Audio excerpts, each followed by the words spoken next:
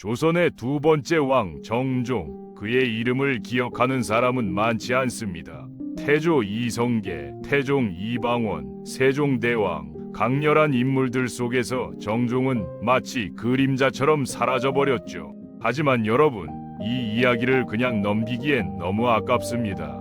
정종은 조선 역사상 가장 기묘한 왕이었습니다. 왕위에 올랐지만 정치를 직접 하지 못했고 명령을 내려도 누구도 움직이지 않았으며 심지어 거처조차 마음대로 정하지 못했습니다.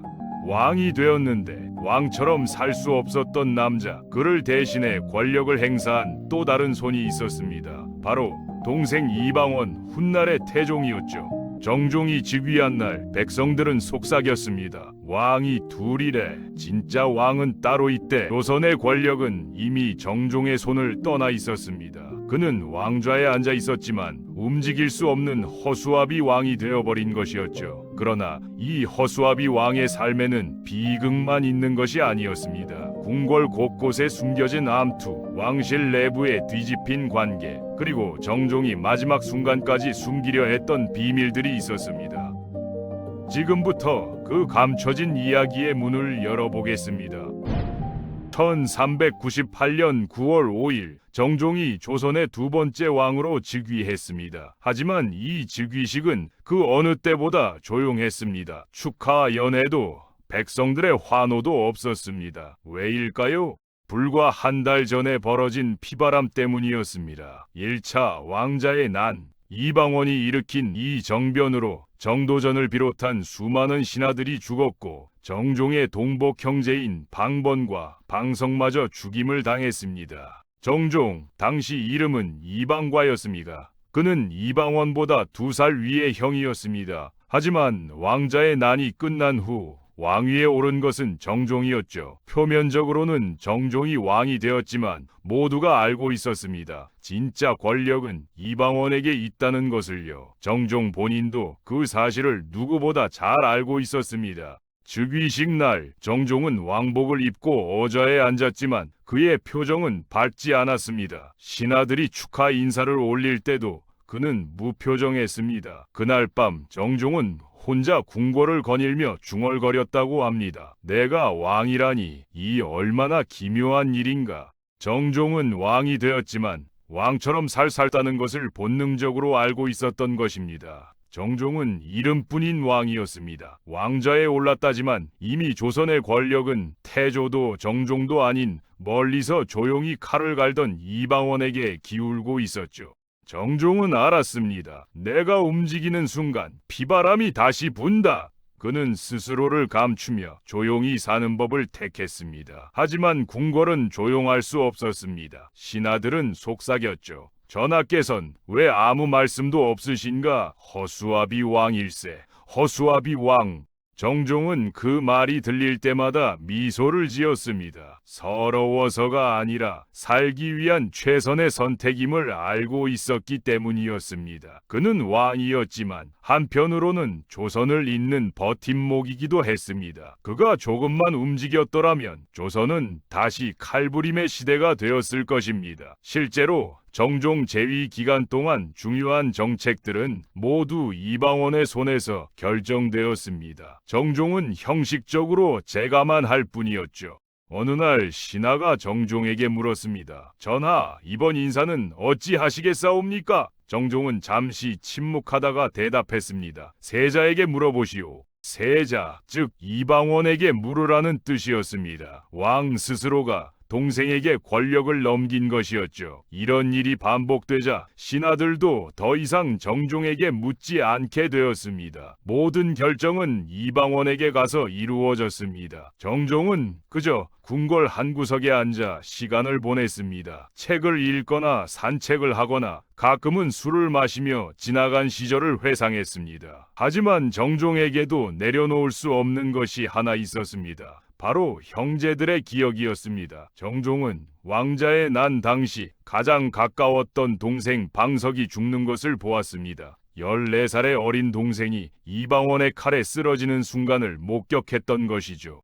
방석은 태조가 가장 사랑하던 아들이었습니다. 신덕왕후 강씨의 아들로 세자로 책봉되어 있었습니다. 하지만 이방원에게는 용납할 수 없는 일이었습니다. 적장자도 아닌 막내가 세자가 된 것은 정도전의 계략이라고 생각했던 것이죠. 정종은 그날 밤을 평생 잊을 수 없었습니다. 동생의 죽음, 형 방번의 죽음, 그리고 수많은 신하들의 죽음. 궁궐은 피로 물들었고 정종은 그 한가운데 서 있었습니다. 그 후로 정종은 밤마다 악몽에 시달렸다고 합니다. 꿈속에서 방석이 나타나 울며 외쳤습니다. 형님, 왜 저를 구해주지 않으셨습니까? 정종은 식은땀을 흘리며 깨어났습니다. 하지만 아무에게도 말할 수 없었습니다. 이방원이 알면 또 다른 피바람이 일어날 것이 분명했으니까요. 정종은 그 죄책감을 평생 혼자 짊어지고 살았습니다. 그래서 그는 더욱 조용히 살기로 결심했습니다. 더 이상의 피를 보고 싶지 않았던 것이죠. 정종은 밤마다 홀로 궁궐뜰을 걸었습니다. 왕이란 자리가 이리도 무겁구나. 누군가에게 털어놓을 수도 없는 비밀을 그는 평생 품고 살았습니다. 정종에게 왕좌는 영광이 아니었습니다. 그저 그를 집어삼키려는 세력들을 음시 막아주는 방패, 그 이상도 이하도 아니었습니다. 하지만 세상은 그를 허수아비라 불렀습니다. 정종은 그 말이 오히려 편했습니다. 허수아비에게는 칼을 겨누지 않으니까요. 1400년 정종 즉위 2년이 되던 해 또 다른 피바람이 불었습니다. 2차 왕자의 난이었습니다. 이번에는 방간이 주도했습니다. 방간은 태조의 넷째 아들로 이방원과 권력을 두고 경쟁하던 인물이었습니다. 방간은 이방원의 세력이 커지는 것을 보고 먼저 선제 공격을 감행했습니다. 하지만 이방원은 이미 준비하고 있었습니다. 전투는 순식간에 끝났습니다. 방간의 세력은 괴멸되었고 방간 본인은 유배를 떠나야 했습니다. 이 과정에서도 정종은 아무것도 할 수 없었습니다. 그저 궁궐 안에서 소식을 듣고 있을 뿐이었죠. 전투가 끝나고 이방원이 정종을 찾아왔습니다. 형님, 이제 조선은 안정을 찾았습니다. 이방원의 말에는 다른 뜻이 담겨 있었습니다. 이제 더 이상 방해자가 없으니 왕위를 넘기라는 의미였죠. 정종은 고개를 끄덕였습니다. 그대가 그리 하고 싶다면 과인이 막을 이유가 있겠는가? 정종의 목소리는 담담했습니다. 이미 오래전부터 예상하고 있던 일이었으니까요. 결국 정종은 결심했습니다. 스스로 왕을 내려놓겠다고요.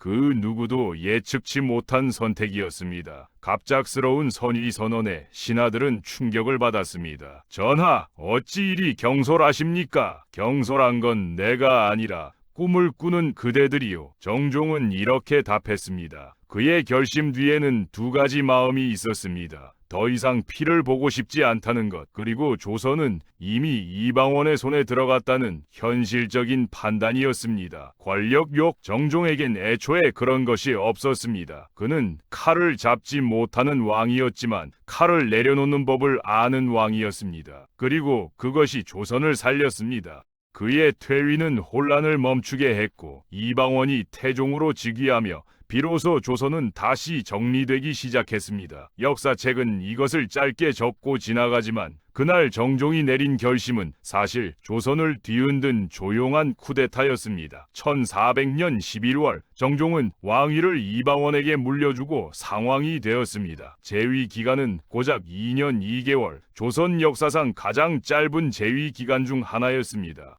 왕을 내려놓은 뒤 정종의 삶은 오히려 평온해졌습니다. 문 밖에서 들리던 권력의 속삭임도, 궁궐 골목을 스치던 칼바람도 그의 삶에서는 조금씩 멀어졌습니다. 그는 산책을 사랑했습니다. 비 온 뒤 한양의 흙냄새를 맡으며 이렇게 혼잣말을 자주 했다고 합니다. 이제야 사람처럼 사는 듯하구나. 정종은 궁궐에서 멀리 떨어진 곳에서 조용히 살았습니다. 작은 글과 역사를 정리하며 시간을 보냈죠.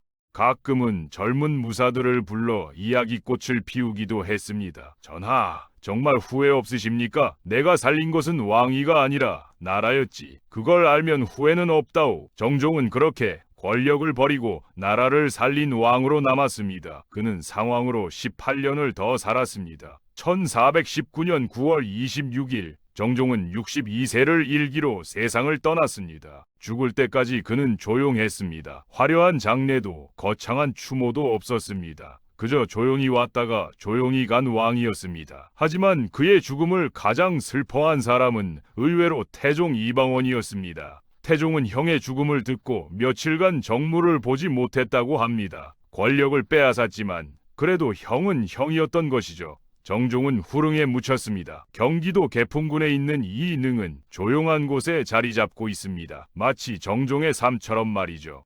정종은 역사 속에서 허수아비 왕이라 불립니다. 하지만 그의 침묵은 비겁함이 아니라 조선을 더 큰 혼란에서 지키기 위한 선택이었습니다. 왕이면서 왕이 아니었고 권력을 가졌지만 권력에 물들지 않았던 사람, 그리고 마지막 순간까지 백성을 향한 마음만큼은 누구보다 단단했던 사람이었습니다. 우리는 그를 다시 기억해야 합니다. 허수아비가 아니라 조선을 지켜낸 가장 조용한 영웅 정종으로 말이죠. 역사는 승자의 기록이라고 합니다. 그래서 정종처럼 조용히 물러난 사람들은 쉽게 잊혀집니다. 하지만 때로는 물러서는 것이 더 큰 용기입니다. 정종은 그것을 알고 있었습니다. 그의 삶은 화려하지 않았지만 그가 없었다면 조선 역시 무사하지 못했을 것입니다. 오늘도 시청해 주셔서 진심으로 감사드립니다. 구독과 좋아요는 더 좋은 역사 이야기를 만드는 큰 힘이 됩니다. 다음에는 또 어떤 숨겨진 역사 이야기로 찾아뵐까요? 기대해 주시기 바랍니다.